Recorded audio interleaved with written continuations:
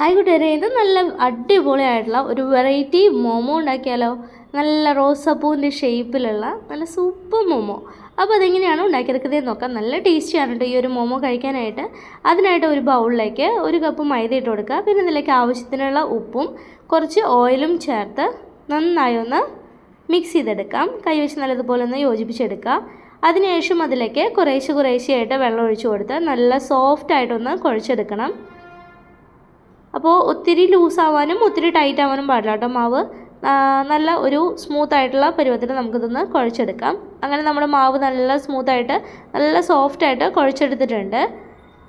ഇനി നമുക്കിതിന് മുകളിലായിട്ട് കുറച്ച് ഓയിലൊന്ന് സ്പ്രെഡ് ചെയ്ത് കൊടുക്കാം. അപ്പോൾ അങ്ങനെ ഞാൻ ഓയിൽ സ്പ്രെഡ് ചെയ്ത് കൊടുത്തു. എന്നിട്ട് അത് നമുക്കൊരു 1 മണിക്കൂറോളം, ഏകദേശം 1 മണിക്കൂറോളം നമുക്കത് റെസ്റ്റ് ചെയ്യാൻ വയ്ക്കാം കേട്ടോ. അപ്പോൾ മാവ് ഒന്നുകൂടി നല്ല സോഫ്റ്റായിട്ട് വരും. അപ്പോൾ അതുവരെ നമുക്കതൊന്ന് റെസ്റ്റ് ചെയ്യാനായിട്ട് മാറ്റി വയ്ക്കാം.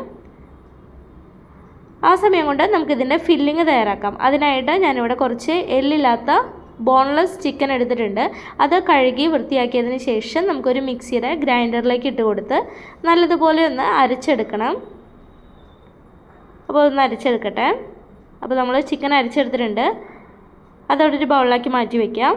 അതിനുശേഷം ഒരു പാൻ എടുത്ത് അതിലേക്ക് ഓയിൽ ഒഴിച്ച് കൊടുത്ത് ഏകദേശം 1.5 ടേബിൾ സ്പൂണോളം ഓയിൽ ഒഴിച്ച് കൊടുക്കുക. എന്നിട്ട് അത് നല്ലതുപോലെ ഒന്ന് ചൂടായി വരുമ്പോൾ അതിലേക്ക് ഇഞ്ചി, വെളുത്തുള്ളി, പച്ചമുളകിൻ്റെ പേസ്റ്റ് ചേർത്ത് കൊടുത്ത് നമ്മൾ അരച്ചതച്ചത് ചേർത്ത് കൊടുത്തിട്ട് നല്ലതുപോലെ ഒന്ന് മൂപ്പിച്ചെടുക്കണം. അങ്ങനെ ഇഞ്ചി, വെളുത്തുള്ളി, പച്ചമുളക് നല്ലതുപോലെ മൂത്ത് വന്നു കഴിയുമ്പോൾ അതിലേക്ക് സവാള പൊടിയായിട്ട് അരിഞ്ഞത് ചേർത്ത് കൊടുക്കാം. വലിയ പീസായിട്ടല്ല, വളരെ കുനുകുനാന്ന് വേണം നമ്മളത് അരിഞ്ഞെടുക്കാനായിട്ട്. അങ്ങനെ സവാളയും നല്ലതുപോലെ ഒന്ന് വഴറ്റിയെടുക്കാം. മീഡിയം ടു ഹൈ ഫ്ലെയിമിലിട്ടിട്ട് വേണം നമ്മളിത് വഴറ്റിയെടുക്കാനായിട്ട്. സവാളയൊക്കെ നല്ലതുപോലെ ട്രാൻസ്പെറൻ്റായി വന്നു തുടങ്ങിയിട്ടുണ്ട്.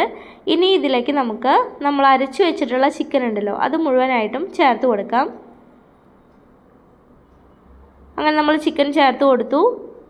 ഇനി ഇതിലേക്ക് നമുക്ക് ആവശ്യത്തിനുള്ള ഉപ്പ് ചേർത്ത് കൊടുത്ത് നല്ലതുപോലെ ആ ഒരു സവാളയും ആ ഒരു മസാല നമ്മുടെ ചിക്കനിലേക്ക് ആവുന്ന വിധത്തിൽ നന്നായി ഒന്ന് യോജിപ്പിച്ചെടുക്കണം. നല്ലതുപോലെ ഇളക്കി യോജിപ്പിച്ച് കൊടുക്കുക. നമ്മൾ അരച്ചെടുത്തത് കൊണ്ട് തന്നെ അതിൻ്റെ കളറൊക്കെ പെട്ടെന്ന് ചേഞ്ചായി വരുന്നുണ്ട് കേട്ടോ. ചിക്കൻ്റെയൊക്കെ കളർ ചേഞ്ചായി വന്നു. ഇനി നമുക്ക് നന്നായി യോജിപ്പിച്ചതിന് ശേഷം ഒരു മൂടി വെച്ച് അടച്ചിട്ട് ഒരു 5 മിനിറ്റ് ലോ ഫ്ലെയിമിൽ ഇതൊന്ന് കുക്ക് ചെയ്തെടുക്കണം. അപ്പോൾ കുറേശ്ശെ അതിലേക്ക് വെള്ളം ഇറങ്ങിയിട്ടുണ്ട് ചിക്കനിൽ നിന്ന്. അപ്പോൾ അതൊന്ന് വറ്റിച്ചെടുക്കാനായിട്ട് മൂടി ഓപ്പൺ ചെയ്ത് ഒന്നുകൂടി ഒന്ന് ചൂടാക്കി എടുക്കുക. അതിനുശേഷം ഒരു ബൗളിലേക്ക് മാറ്റിയതിന് ശേഷം നമ്മുടെ ആ ഒരു ചിക്കൻ മിക്സിലേക്ക് ഒരു ലേശം സോയ് സോസ് ചേർത്ത് കൊടുക്കാം. എന്നിട്ട് നല്ലതുപോലെ ഒന്ന് ഇളക്കി യോജിപ്പിച്ച് കൊടുക്കുക. അതിനുശേഷം ടേസ്റ്റ് നോക്കിയിട്ട് ഉപ്പ് കുറവായി തോന്നുകയാണെന്നുണ്ടെങ്കിൽ ഉപ്പും അതുപോലെ കുറച്ച് കുരുമുളക് പൊടിയും ചേർത്ത് കൊടുക്കാം. അങ്ങനെ നമ്മൾ കുരുമുളക് പൊടിയും ഉപ്പും ചേർത്ത് കൊടുത്തു. ഇനി എല്ലാം ചേർത്ത് നന്നായി ഒന്ന് യോജിപ്പിച്ചെടുത്ത് കഴിഞ്ഞാൽ നമ്മുടെ ഫില്ലിങ് റെഡിയായി. ഇനി ഇതിലേക്ക് നിങ്ങൾക്ക് മല്ലിയില ചേർത്ത് കൊടുക്കണമെന്നുണ്ടെങ്കിൽ മല്ലിയിലയും പൊടിയായിട്ട് അരിഞ്ഞത് ചേർത്ത് കൊടുക്കാവുന്നതാണ് കേട്ടോ.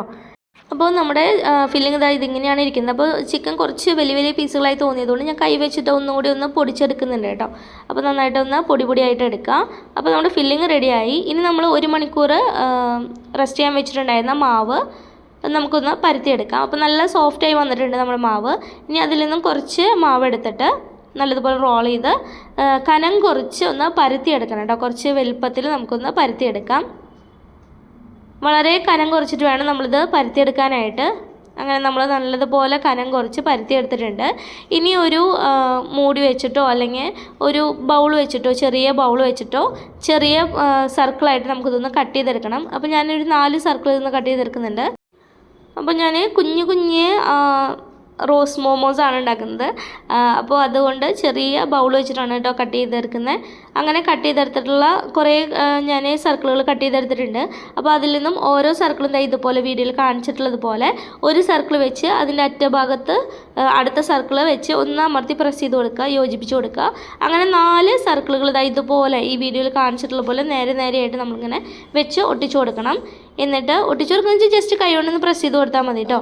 ഇനി നമ്മൾ റെഡിയാക്കി വെച്ചിട്ടുള്ള ചിക്കൻ്റെ ഫില്ലിങ് ഈ സർക്കിളുകൾ നമ്മൾ ഒട്ടിച്ച് വെച്ചിട്ടില്ല അതിൻ്റെ നടുഭാഗത്തായിട്ട് ഇതുപോലെ ഇങ്ങനെ നീളനെ വളരെ കുറേശ്ശെയായിട്ട് ഫില്ലിങ് വെച്ച് കൊടുക്കാം.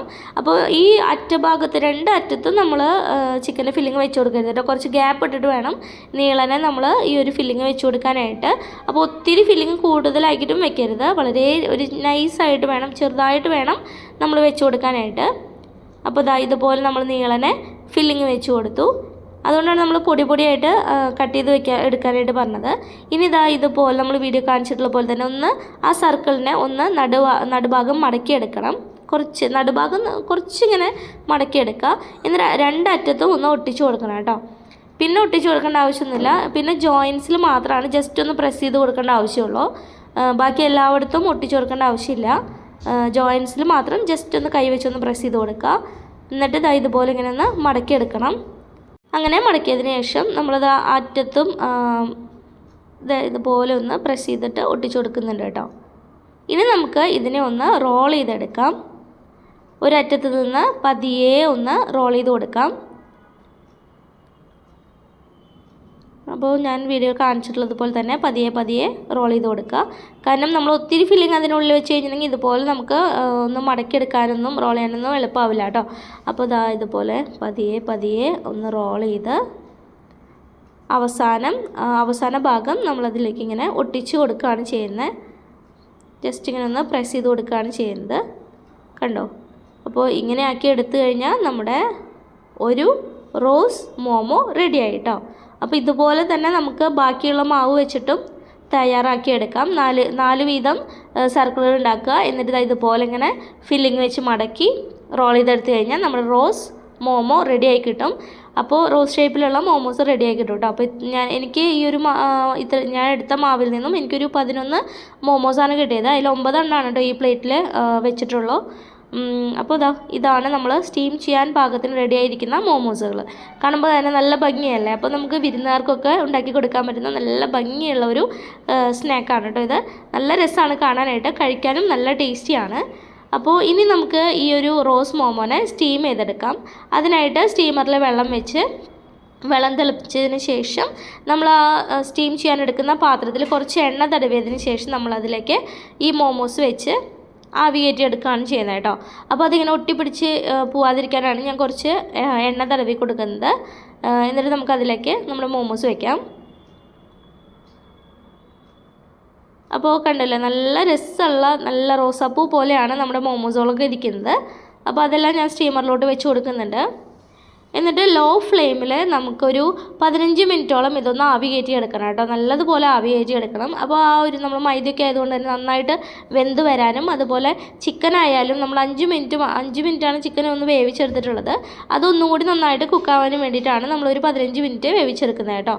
അങ്ങനെ സ്റ്റീം ചെയ്തെടുത്തു. 15 മിനിറ്റ് കഴിഞ്ഞു. നമ്മുടെ മോമോസൊക്കെ റെഡിയായി വന്നിട്ടുണ്ട്. അതിൻ്റെ കളറൊക്കെ ചേഞ്ചായി നല്ല രസമായിട്ട് വന്നിട്ടുണ്ട് കേട്ടോ. ഇനി നമുക്കിത് സെർവിങ് പ്ലേറ്റിലോട്ട് മാറ്റാം.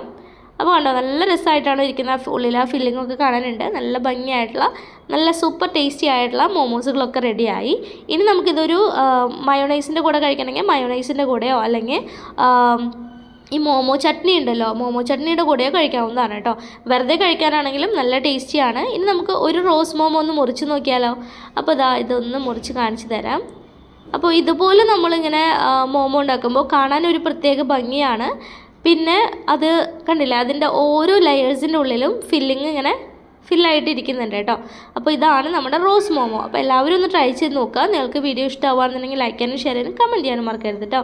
Thanks for watching.